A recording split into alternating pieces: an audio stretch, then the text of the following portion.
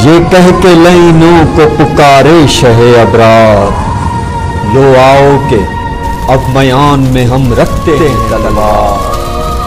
ये असर का हंगाम है लश्करे कुफार, कातिल से कहो तेज करे खंजरे कुफार।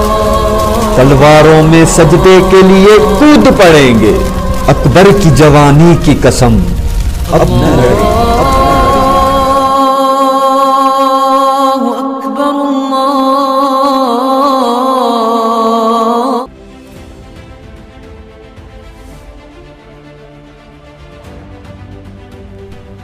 हासिलपुर पीर मोहम्मद सफदर चौधरी की रिपोर्ट के मुताबिक अदबी और समाजी तंजीम बज़्म मोहब्बत के ज़ेरे एहतमाम मुशावरती इजलास मुनक्किद हुआ, जिसकी सदारत मुकामी शायर प्रोफेसर अबैदुल्ला नज़ाकत ने की।